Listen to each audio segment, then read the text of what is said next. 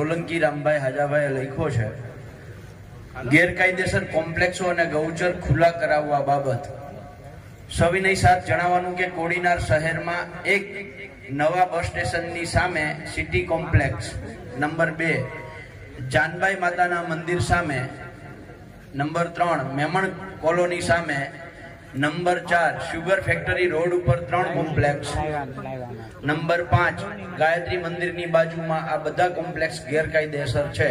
આ બધા દિનુ બોઘાના પરિવાર તથા તેમના માણસોના નામે ચાલે છે. છારા, જાપા અને કડવાસણ સર્વે નંબર 15 સરકારી ખરાબો કબજે કરેલ છે. તેમજ હરમડિયાળા ગામે ગૌચરણ, નગડલા, અરીઠિયા, મિતિયાઝ આ તમામ ગામોમાં દિનુ બોઘા અને તેના પરિવારના નામે ગૌચરણમાં દબાણો કરેલ છે. તેને દૂર કરવા વિનંતી. આ કાગળ જિગ્નેશભાઈ પાસે આવ્યો અને એમણે આ આપ્યો ને આ વાંચ્યો અને એમાં ભાઈ રામભાઈ સોલંકીની સહી પણ છે.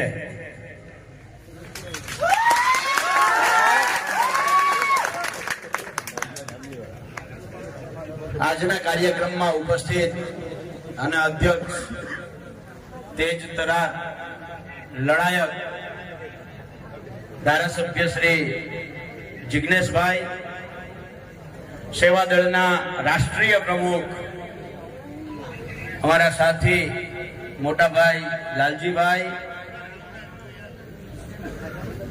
પ્રદેશ કોંગ્રેસ સમિતિના ઉપપ્રમુખ હીરાભાઈ જોટવા, વેરાવળ વિધાનસભાના ધારાસભ્ય, સોમનાથ વિધાનસભાના ધારાસભ્ય વિમલભાઈ, કરશનભાઈ, મંચસ્થ તમામ આગેવાનો અને આપ સૌ ક્રાંતિકારીઓ સાથીઓ, આજે આપણે ભેગા શું કામ થયા છીએ? આપણે પ્રેમથી ભેગા થયા છીએ કે કોઈ આપણને મજબૂર કર્યા છે? તો એ મજબૂર જે કરનારા છે એ સરકારી તંત્રનો કેમેરો પાછળ છે. હું જ્યાં સુધી સમજુ છું ત્યાં સુધી સરકારી કેમેરો છે અને જે તંત્રએ આપણને મજબૂર કર્યા છે એ તંત્રનો કેમેરો ત્યાં છે. અને એ કેમેરામાં હમણાં જ ઓલો કાગળ મેં વાંચ્યો છે એ એની અંદર કેમેરામાં કેદ થઈ ગયો છે. જો તાકાત હોય, તંત્ર દિલથી કામ કરવા માંગતું હોય, કાયદો, નિયમ, બંધારણ અને સિસ્ટમ મુજબ જો આ જિલ્લાની અંદર તંત્ર કામ કરવા માંગતું હોય તો એમને વિનંતી છે કે આ કેમેરો છે એમના સુધી પહોંચવો જોઈએ અને દિવસ 8 ની અંદર આ કાગળ જે છે એનો અમલ થવો જોઈએ. તો આપણે માનીએ કે સરકાર જેવું કંઈક છે, તંત્ર જેવું કંઈક છે. દુઃખ ત્યારે થાય મિત્રો કે એક બાજુ કચ્છની અંદર 7,50,000 ચોરસ હેક્ટર જગ્યા ખાનગી કંપનીઓને પાણીના ભાવે આપી દેવામાં આવે. અહીંયા બાજુમાં જ કંપની છે. એવી જ રીતે કેટલી માઇનિંગ કંપનીઓ અહીંયા છે.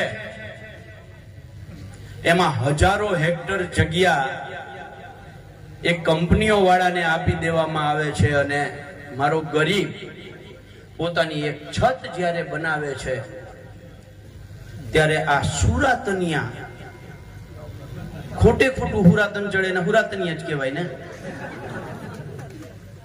આ હુરાતનિયા તંત્રને ક્યાંથી હુરાતન ચડ્યું કે એક ગરીબનું ઘર પાડવા માટે દોડ્યા છે. તાકાત હોય તો આ કાગળ તો અમે આપ્યો, જાહેર કર્યું, ક્યાં શું છે એ કરો ને અમલ. તમે જો કોઈના પીઠું ના હો તો તમારે આ અમલ કરવો જોઈએ. તમને હું કહીને જાઉં છું, આ જિલ્લાની અંદર 11 ગામોમાં જમીન માપણી થઈ છે અને 11 ગામોના જમીન માપણીની આધારે જે ખેતરોના 7/12 બન્યા છે આમાં ક્યાંક ને ક્યાંક ભૂલ છે. ઓફિશિયલી એ જે કાગળ બનાવનાર છે એ કાયદેસરના ગુનેગાર છે, જેની જવાબદારી હતી સર્વેયર થી લઈ અને કલેક્ટર સુધી જેને 15% ક્રોસ વેરીફાઈ કરવાનું હતું. આ તમામે માં જવાબદાર છે. તાકાત હોય તો એ જે આ ખોટા દસ્તાવેજો તૈયાર કરીને ગયા છો એમની ઉપર FIR કરીને દેખાડો તો અમે માનીએ તમે સાચા છો. તમારામાં તાકાત હોય તો અહીંયા દરેક ગામની અંદર પાક વીમાનું ક્રોપ કટિંગ 2016, 17, 17, 18, 19, 20 માં થયું. એ ક્રોપ કટિંગ ના આંકડા મુજબ હેક્ટરે 60,000 રૂપિયા વેરાવળ તાલુકાના એક ગામના એક ખેડૂતને પાક વીમો મળે એમ છે. જે પુરાતનયું તંત્ર છે ને એમને હું ચેલેન્જ સાથે કહું છું કે તમારામાં તાકાત હોય ને તો આ પાક વીમાના પત્રકો જેને બદલાવ્યા છે, આંકડા જેને બદલાવ્યા છે, સરકારી દસ્તાવેજ હારે જેને ચેડા કર્યા છે એમની સામે કાયદેસર કાર્યવાહી કરો ને આ જિલ્લાને પાક વીમો બતાવીને બતાવો તો માનીએ કે તમે તાકાત વાળા છો. કોઈ માણસ તમને લડતું દેખાય, તમને એમ થાય કે આ મારા કંટ્રોલમાં નથી, તમે લડાઈ કરો.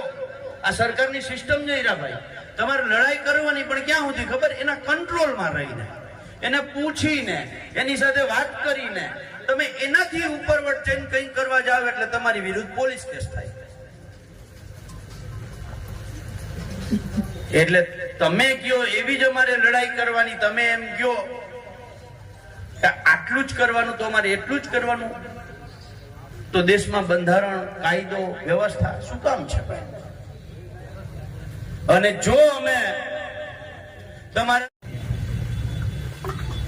અમને જેલમાં નાખી દો, અમને જાળવે બાંધીને મારો. સુરતની અંદર હું યાદ કરાવવા માંગુ છું, જયેશ પટેલ,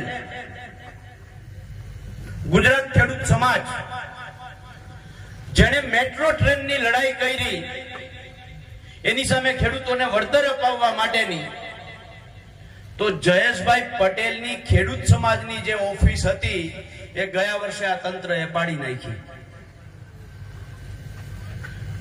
બનાસકાંઠામાં રામસિંહ રાજપૂત ખેડૂતો માટે લડે એટલે હાલતા ચાલતા એમની ઉપર પોલીસ કેસ થઈ જાય. એટલે આ સરકારમાં તમે જે માણસ લડતો થયો એટલે પોલીસ કેસ ભોગવતો થયો.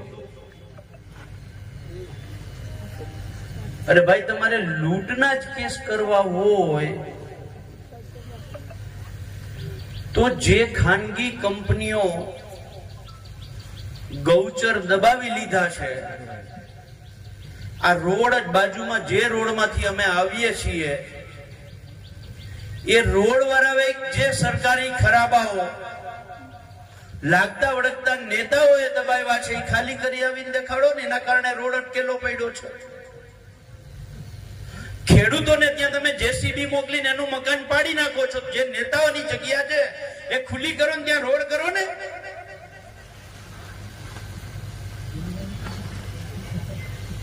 વાત કરવી હોય આ તંત્રની, આ સિસ્ટમની, તો સાંજ સુધી કરી શકીએ એમ છીએ. લાલજીભાઈ, જિગ્નેશભાઈ, વિમલભાઈ, વકીલ સાહેબ, આનંદ યાજ્ઞિક સાહેબ, આ બધાને આપણે સાંભળવાના છે. પણ આ ક્રાંતિકારીઓ લોકોની વચ્ચેથી હું તંત્રને એક ચેતવણી આપવા માંગુ છું. 2027 સુધીમાં જેટલા જુલ્મ થાય એટલા કરી લેજો. તમારી પાસે 2027 સુધી છે. ભાજપના નેતાઓના જેટલા પીઠું થવું એટલા થઈ લેજો. 2027 પછી હિસાબ લેવામાં આવશે. 2027 પછી ગુજરાતમાં શાસન બદલે છે, બદલે છે, બદલે છે, બદલે છે. કોઈ શંકા નથી. આ ક્રાંતિકારી જનતા બેઠી છે ને, આ એનો જવાબ છે કે 2027 માં સત્તા પરિવર્તન છે અને છે. એટલે છેલ્લી વાત, જે લોકોને પાચન શક્તિ જબરજસ્ત છે, જે રોડ ખાઈ જાય છે, જે હજારો વીઘા જમીન ઓળવી જાય છે, એમના ઉપર એક નાનું વાક્ય તમારી તો પાચન શક્તિ એ ગજબની છે હો. અમે તો એક રોટલી માંડ પચાવી શકીએ છીએ અને તમે તો રોડ, ગૌચર, રસ્તા, જમીન બધું જ પચાવી જાઓ છો. Thank you.